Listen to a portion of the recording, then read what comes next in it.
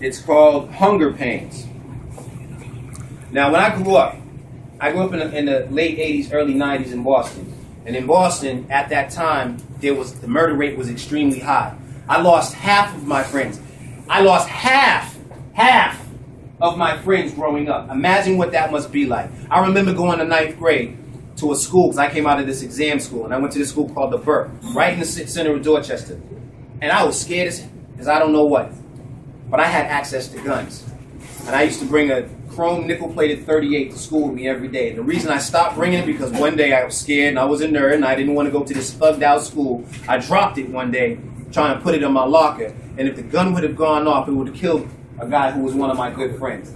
This was what fear does to you, though. I didn't want to be one of those statistics. Now, when I was 18, I ended up getting stabbed in my back 3 days after I graduated high school. And I'm glad I left, because my friends were looking for those guys, and those guys were looking for me and my friends. This is just a backdrop of how some of this stuff went down. While I nodded, nearly napping, suddenly there came a tapping, as someone gently rapping at my chamber door. I can remember being a starving artist, belly growling, nearly empty, malnourished.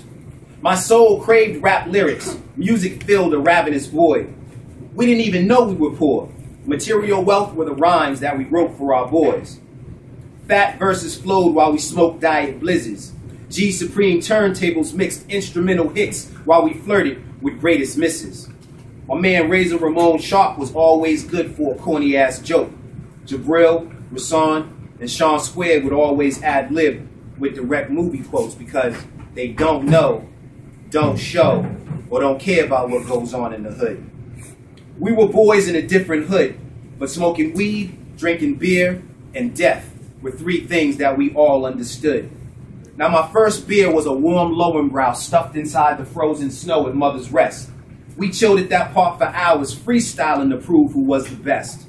It was a unified spirit amongst friends, not the kind that's broken on the backs of mountains.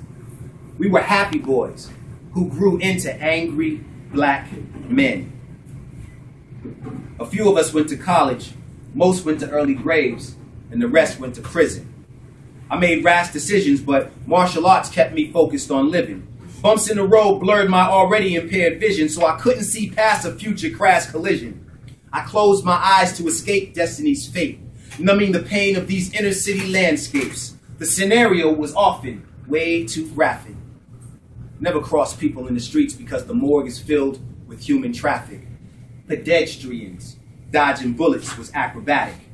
I witnessed summer assaults on black asphalt, suicide flips on dead-end strips, and handstand stick-ups on the back of the public bus. Don't get fooled by these glasses and blink. Childhood friends became killers. You could get shot by my boy Mike Fink. Back then, Boston was a gritty, small, cold city, and my hood was just a dot on the map, where a smart, nerdy kid like me went to school with an assortment of chrome, black, and nickel-plated straps. True stories lie beneath false hope. Living felt useless. I despise neckties because they remind me of nooses.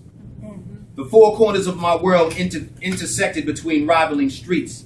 We stayed cloaked behind Rip Road basketball courts while the dagger of our beliefs cut deep, revealing life's mockery. So I followed my insight.